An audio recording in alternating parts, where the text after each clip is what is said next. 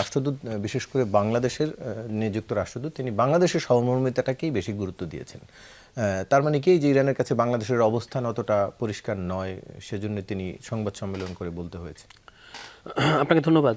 বাংলাদেশের এই নতুন সরকার আসার পরে এই যুদ্ধটা শুরু হওয়ার পরে পররাষ্ট্র মন্ত্রণালয়ের তরফ থেকে প্রথম যে বিবৃতিটা দেওয়া হয়েছে এটার পরে তো আর ইরান কিছু আশা করবে না বাংলাদেশের কাছ থেকে। সেখানে বলা হয়েছে যে মানে ইরান যে বিভিন্ন সামরিক ঘাঁটিতে হামলা করেছে বা প্রতিরোধমূলক হামলা করেছে সেটার নিন্দা জানানো হয়েছে, কিন্তু ইরানে যে একটা সাম্রাজ্যবাদী আগ্রাসন কিংবা একটা যুদ্ধ ইরানের উপর চাপিয়ে দেওয়া হচ্ছে, তাদের সর্বোচ্চ নেতাকে হত্যা করা হয়েছে, এটার কোনো নিন্দা কিন্তু ওই প্রথম প্রেস রিলিজটাতে ছিল।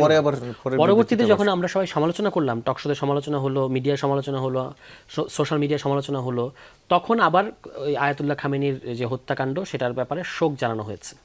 ফলে ডেফিনেটলি ইরান বুঝতেই পারছে যে এই যে নতুন সরকার এবং তার যে এই পররাষ্ট্র নীতি, এটা হচ্ছে যাকে পররাষ্ট্র মন্ত্রণালয়ে বসানো হয়েছে তিনি একটা সুনির্দিষ্ট টাস্ক নিয়ে এসেছেন। আপনার মনে থাকবে যে তিনি আমেরিকা সফর করে এসে আপনার বললেন এই অন্তর্বর্তী সরকারের শেষের দিকে যে আমরা যে গাজায় যে আপনার যৌথ অভিযান চালাবে মার্কিন যুক্তরাষ্ট্রের নেতৃত্বে বা ইসরায়েলের নেতৃত্বে, তিনি এটার অংশ হতে চান বা বাংলাদেশের একটা অংশ হতে চায়। তিনি কি এই ব্যাপারে বাংলাদেশের মানুষের মতামত নিয়েছেন? বাংলাদেশের মানুষ কি মনে করে সেটা জানতে চেয়েছেন, জানতে চান নাই। এই সরকার কথায় কথায় সংবিধানে দোহাই দেয়, তারা সংবিধান থেকে এক চুলো বিচ্যুত হচ্ছে না, এটা বোঝাতে চায়।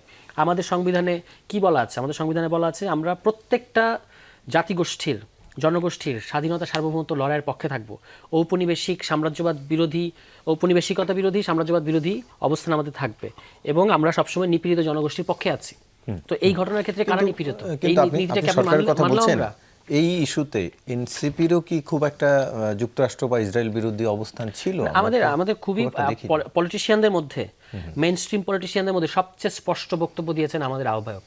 আপনি তার ভেরিফাইড ফেসবুক পাতায় পরিষ্কার করে তিনি এই যে মানে জায়নিস্ট এবং আমেরিকান যে সাম্রাজ্যবাদী হামলা, এটা তীব্র নিন্দা জানিয়েছেন এবং নাম উল্লেখপূর্বক। এটা আর কোনো দল এভাবে আমেরিকান এবং ইসরায়েলের নাম উল্লেখপূর্বক এই নিন্দা জানান নেই এবং সেই ফেসবুক পোস্টটা নিন্দা জানানোটা ইংরেজি ভাষায়, ঠিক আছে, সেটা ইংরেজি ভাষায়। ফলে অবশ্যই এখানে আমাদের অবস্থান খুব স্পষ্ট।